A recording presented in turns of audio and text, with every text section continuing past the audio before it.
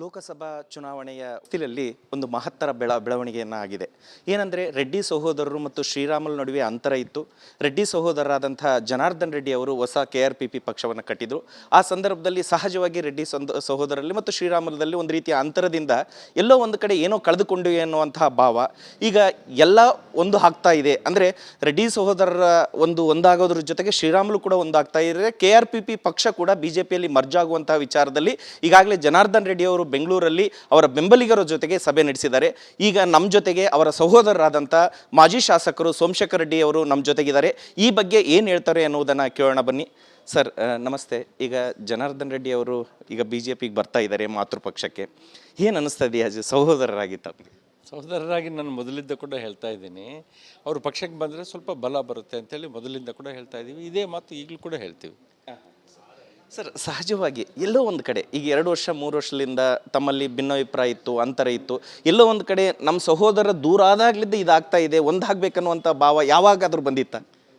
ಯಾವಾಗಾದ್ರೂ ಕೂಡ ಅವರು ಬೇರೆ ಹೋಗಿದ್ದೇ ತಪ್ಪು, ಮತ್ತು ಈಗ ಬರ್ತಾ ಇರೋದು ಒಳ್ಳೆಯದು ಅಂತ ಎಲ್ಲರಿಗೂ ಗೊತ್ತು. ಹಾಗಾಗಿ ಆ ಭಾವನೆ ಯಾವತ್ತೂ ಇದ್ದಿಲ್ಲ. ಅಂದರೆ ಈ 1 ವರ್ಷ ಆಯ್ತು ಅಷ್ಟೇ ಅವರು ಪಕ್ಷ ಇಟ್ಟು MLA ಎಲೆಕ್ಷನ್ನಲ್ಲೇ ಅವರು ಇದು ಕಾಂಟೆಸ್ಟ್ ಮಾಡಿದ್ದು. ಹಾಗಾಗಿ ಏನು ತೊಂದರೆ ಇಲ್ಲ. ಈಗ ಪಕ್ಷಕ್ಕೆ ಬರ್ತಾ ಇದ್ದಾರಲ್ಲ, ಒಳ್ಳೆ ಬೆಳವಣಿಗೆ ಅಂತ ನನಗೆ ಅನಿಸ್ತಾ ಇದೆ. ಸರ್ ಸಹಜವಾಗಿ ಕಳೆದ ವಿಧಾನಸಭಾ ಚುನಾವಣೆಯಲ್ಲಿ ಜನಾರ್ದನ್ ರೆಡ್ಡಿ ಅವರು ತಮ್ಮ ಜೊತೆ ಇದ್ದರೆ ಖಂಡಿತ ನಾವು ಗೆಲ್ತಿದ್ವಿ ಅನ್ನುವಂಥದ್ದು ಏನಾದರೂ ಅನಿಸಿತ್ತಾ ಅಥವಾ ಅನಿಸ್ತಾ ಇದೆಯಾ ಹೇಗೆ ಅಂತ? ಅದು ನ್ಯಾಚುರಲ್ ಆಗಿ ಅನಿಸೋದೇ ಅದು. ಅಂದರೆ ಎಲ್ಲರೂ ಕಲ್ತಿದ್ರೆ ಐಕ್ಯಮತ್ಯದಿಂದ ಕೆಲಸ ಮಾಡಿದರೆ ನಾವು ಗ್ಯಾರಂಟಿ ಗೆಲ್ತಿದ್ವಿ ಅಂತೇಳಿ ಎಲ್ಲರೂ ಹೇಳ್ತಾರೆ, ಪ್ರತಿಯೊಬ್ಬರು ಕೂಡ. ಅಂದರೆ ತಮ್ಮಲ್ಲಿ ದೂರ ಆಗಿರೋದು ವಿರೋಧಗಳಿಗೆ ಒಂದು ರೀತಿ ಅವಕಾಶ ಸಿಗೋದಕ್ಕೆ ಕಾರಣ ಆಯ್ತಾ? 100% ಆಯಿತು. ವಿರೋಧಿಗಳಿಗೆ ಅದು ದೊಡ್ಡ ಅವಕಾಶ ಆದಂಗೆ ಆಯಿತು. ನಾವು ಬೇರೆ ಬೇರೆ ಆಗಿದ್ದಕ್ಕೆ ಈಗ ಒಂದಾಗ್ತಾ ಇದೀವಲ್ಲ, ಈಗ ಮತ್ತೆ ವಿರೋಧಿಗಳಿಗೆ ತೊಂದರೆ ಆಗುತ್ತೆ. ಸರ್ ತಮಗೆ ಗೊತ್ತಿದ್ದ ಮಟ್ಟಿಗೆ ಯಾವುದಾದ್ರೂ ಷರತ್ತುಗಳನ್ನು, ಈಗ ಇತ್ತೀಚೆಗೆ ಅಮಿತ್ ಶಾ ಅವರನ್ನು ಜನಾರ್ದನ್ ರೆಡ್ಡಿ ಅವರು ಭೇಟಿ ಇದ್ರು, ಏನಾದರೂ ಷರತ್ತುಗಳನ್ನು ಹಾಕಿ ಬಂದಿದ್ದಾರಾ ಅಥವಾ ಮಾಮೂಲಾಗಿ ಬಂದಿದ್ದಾರೆ, ಹೇಗೆ ಅನ್ನಿಸ್ತದೆ? ನನಗೆ ಅದು ಗೊತ್ತಿಲ್ಲ. ಅವರು ಮಾತಾಡಿದ್ದು, ಅವರು ಸೇರಿದ್ದು, ಅವರಿಬ್ಬರು ಒಂದು ಫೋಟೋ ಬಂದಿತ್ತು, ಅದು ನೋಡಿದ್ದೀವಿ. ಮತ್ತು ಈಗ ಪಕ್ಷಕ್ಕೆ ಸೇರ್ತಾ ಇದ್ದಾರೆ. ಅದೆಲ್ಲ ನನ್ನ ಕಂಡೀಷನ್ಸ್ ಏನು ನನಗೆ ಗೊತ್ತಿಲ್ಲ. ಅದು ಬರ್ತಾ ಇರೋದೊಂದೇ ಗೊತ್ತು, ಒಳ್ಳೆಯದು ಅಂತ ಅನಿಸುತ್ತೆ ಅಷ್ಟೇ. ಸರ್ ಸಹಜವಾಗಿ ರಾಜಕೀಯನ ಬೇರೆ, ಕುಟುಂಬನೇ ಬೇರೆ ಅನ್ನುವಂಥ ವಿಚಾರ ಇತ್ತು. ರಾಜಕೀಯವಾಗಿ ಬೇರೆ ಪಕ್ಷದಲ್ಲಿದ್ದರು, ಈಗ ಬಂದಿದ್ದಾರೆ. ಕೌಟುಂಬಿಕ ಸಂಬಂಧ ಹೇಗೆ ಸರ್, ಚೆನ್ನಾಗಿದೆಯಾ ಹೇಗೆ ಅಂತ? ಕೌಟುಂಬಿಕ ಸಂಬಂಧ ಮೊದಲಿದ್ದ ಹೆಂಗಿತ್ತು ಹಂಗೆ ಇರುತ್ತೆ, ಅದಕ್ಕೇನು ತೊಂದರೆ ಇಲ್ಲ. ಪಕ್ಷಗಳು ಬರ್ತಾವೆ ಇದಾಗ್ತವೆ. ಬಟ್ ಆದರೆ ನಾವು ಭಾರತೀಯ ಜನತಾ ಪಾರ್ಟಿಯಲ್ಲಿ ಮೊದಲಿಂದ ಕೂಡ ಇದ್ದೀವಿ, ಇಲ್ಲೇ ಇರ್ತೀವಿ ಅಂತೇಳಿ ನಾನು ಡಿಸಿಷನ್ ತೊಗೊಂಡೆ. ಅದಕ್ಕೆ ಬದ್ಧವಾಗೇ ಇರ್ತೀನಿ ಯಾವತ್ತೂ ಕೂಡ. ಸರ್ ಆಮೇಲೆ ಸಹಜವಾಗಿ ನೀವು ನೋಡಿದಾಗ ನಮ್ಮ ಬಳ್ಳಾರಿಯಲ್ಲಿ ರಾಜಕೀಯ ಉತ್ತುಂಗ ಸ್ಥಿತಿ ಇತ್ತು. ತಾವು 3 ಶಾಸಕರಿದ್ರಿ, ಸಚಿವರಿದ್ರಿ, ಆಮೇಲೆ ನೀವು KMF ಅಧ್ಯಕ್ಷರಿದ್ರಿ. ಆ ಸಂದರ್ಭದಲ್ಲಿ ಬಳ್ಳಾರಿಗೆ ಉತ್ತುಂಗ ರಾಜಕೀಯ ಸ್ಥಿತಿ ಇತ್ತು. ಈಗ ಅದು ಮರುಕಳಿಸ್ಬೋದಾ ಹೇಗೆ ಅಂತ ಜನಾರ್ದನ್ ರೆಡ್ಡಿ ತಮ್ಮ ಜೊತೆ ಬರ್ತಾ ಇದ್ದಾರೆ? 100ಕ್ಕೆ 100% ಮರುಕಳಿಸುತ್ತೆ. ಭಾರತೀಯ ಜನತಾ ಪಾರ್ಟಿ ಬಲೀಯವಾಗಿ ಇಲ್ಲಿ ಬೆಳೆಯುತ್ತೆ, ಮತ್ತು ಭದ್ರಕೋಟೆ ಆಗೇ ಆಗುತ್ತೆ.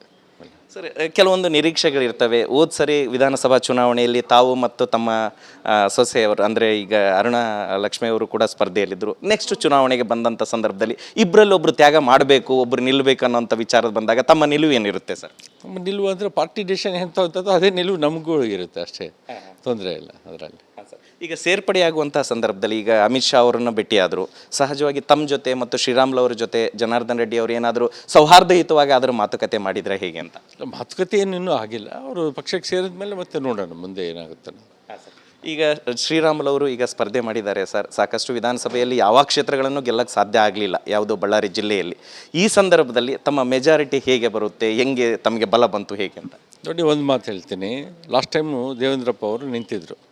ಈ ಕಡೆ ಎಲ್ಲ ಈ ಭಾಗದಲ್ಲೆಲ್ಲ ಮೈನಸ್ ಆಯಿತು, ಆ ಕಡೆ ಭಾಗದಲ್ಲೆಲ್ಲ ಪ್ಲಸ್ ಆಯಿತು. ಅಂದರೆ 57-59 ಸಾವಿರದಿಂದ ಅವ್ರು ಗೆದ್ದರು.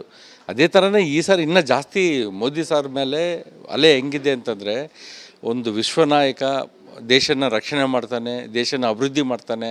ಪ್ರತಿಯೊಬ್ಬರಲ್ಲಿ ಕೂಡ ಮನಸ್ಸಿನಲ್ಲಿ ಮೋದಿ ಮೋದಿ ಮೋದಿ ಅಂತಲೇ ಬರ್ತಾಯಿದೆ. ಹಾಗಾಗಿ ಮೋದಿ ಸಾರ್ ಅಲೆ ಇಲ್ಲಿ ಇರುವಾಗ ಯಾರಿಗೂ ಏನೂ ತೊಂದರೆ ಆಗಲ್ಲ. ಇಡೀ 28ಕ್ಕೆ 28 ಕ್ಷೇತ್ರ ಕೂಡ ಗೆಲ್ಲೋದ್ರಲ್ಲಿ ಸಂಶಯನೇ ಇಲ್ಲ. ಸರ್ ಲಾಸ್ಟ್ ಕ್ವಶನ್ನು, ತಾವು ಸಹಜವಾಗಿ ತಮ್ಮ ಜೊತೆಗೆ ಇನ್ನೂ ದೂರ ಹೋದಂಗೆಲ್ಲ ಸಂಬಂಧ ಗಟ್ಟಿ ಆಗ್ತದೆ, ಪ್ರೀತಿ ಜಾಸ್ತಿ ಆಗ್ತದೆ ಅಂತ. ಈಗ ಬಂದಾಗ ಮೊದಲಿಗಿಂತ ಜಾಸ್ತಿ ಪ್ರೀತಿ ಇರುತ್ತೆ ಹೇಗೆ ಅಂತ? ಯಾಕಂದರೆ ಸಹಜವಾಗಿ ದೂರ ಹೋದಾಗ ಹತ್ರ ಆದಂಥ ಸಂದರ್ಭದಲ್ಲಿ ಸಹಜವಾಗಿ ಪ್ರೀತಿ ಇರುತ್ತೆ. ಯಾವತ್ತಾದ್ರೂ ಅಣ್ಣ ತಮ್ಮರು ಒಂದಾಗುತ್ತೆ ಅನ್ನೋದು ರೂಢಿ ನಾಮ ಕೂಡ ಒಂದಾಗ್ತಾರಂತೆ, ಹೆಂಗಿರುತ್ತೆ ಅಂತ? ರೂಢಿ ಅದು ಮಾಮೂಲೇ, ಅದು ಭಗವಂತನ ಇಚ್ಛೆ ಅದು. ಆಮೇಲೆ ಎಲ್ಲ ನ್ಯಾಚುರಲ್ ಆಗಿ ಮೊದಲಿಂದ ಕೂಡ ಹೆಂಗೆ ನಡ್ಕೊಂಡು ಬರ್ತಾ ಇದೀವಿ ಅದೇ ಥರ ನಡ್ಕೊಂಡು ಬರ್ತೀವಿ ಅಷ್ಟೇ, ತೊಂದರೆ. ಅಂದರೆ ಈ ರೀತಿಯಾದಂತಹ ವಿಚಾರಗಳನ್ನು, ಅಂದರೆ ನಾವು ಮೊದಲಿದ್ದನೂ ಕೂಡ ಸೌಹಾರ್ದಯುತ ಇದ್ದೀವಿ, ಯಾವುದೋ ಒಂದು ಸಂದರ್ಭದಲ್ಲಿ ಅವರು ಹೊಸ ಪಕ್ಷವನ್ನು ಕಟ್ಟಿ ಸಹಜವಾಗಿ ದೂರ ಹೋಗಿರ್ಬೋದು. ನಮ್ಮ ವಿರೋಧಿಗಳಿಗೆ ನಾವು ದೂರ ಹೋಗಿರೋದು ಅವಕಾಶಕ್ಕೆ ಕಾರಣ ಆಗಿತ್ತು. ಈಗ ಅವರು ನಮ್ಮ ಜೊತೆಗೆ ಬಂದಿರೋದ್ರಿಂದ ನಮ್ಮ ಬಲ ಸಹಜವಾಗಿ ಹೆಚ್ಚಾಗಿದೆ. ರಾಜ್ಯದಲ್ಲೂ ಕೂಡ ಲೋಕಸಭೆಯಲ್ಲಿ 28ಕ್ಕೆ 28 ಕ್ಷೇತ್ರಗಳನ್ನು ಗೆಲ್ಲುವಂತಹ ವಿಶ್ವಾಸವನ್ನು ಮಾಜಿ ಶಾಸಕರಾದಂತಹ ಸೋಮಶೇಖರ್ ರೆಡ್ಡಿ ಅವರು ವ್ಯಕ್ತಪಡಿಸ್ತಾ ಇದ್ದಾರೆ. ಕ್ಯಾಮ್ರಾಮನ್ ಭರತ್ ಜೊತೆ ಶಶಿಧರ್ ಮೇಟಿ, ವಿಸ್ತಾರ ನ್ಯೂಸ್, ಬಳ್ಳಾರಿ. ಅನುಕ್ಷಣದ ಸುದ್ದಿಗಳಿಗಾಗಿ ವಿಸ್ತಾರ ನ್ಯೂಸ್ ಯೂಟ್ಯೂಬ್ ಚಾನೆಲ್ ಸಬ್ಸ್ಕ್ರೈಬ್ ಮಾಡಿ. ಹೊಸ ಸುದ್ದಿಗಳ ನೋಟಿಫಿಕೇಶನ್ಗಾಗಿ ಬೆಲ್ ಐಕಾನ್ ಕ್ಲಿಕ್ ಮಾಡಿ. ಲೇಟೆಸ್ಟ್ ಅಪ್ಡೇಟ್ಸ್ಗಾಗಿ www.vistaranews.com ವೆಬ್ಸೈಟ್ಗೆ ವಿಸಿಟ್ ಮಾಡಿ. ಅಂಗೈಯಲ್ಲೇ ಜಗತ್ತಿನ ಸುದ್ದಿ ತಿಳಿಯಲು ವಿಸ್ತಾರ ನ್ಯೂಸ್ ಕನ್ನಡ ಆಪ್ ಡೌನ್ಲೋಡ್ ಮಾಡಿ.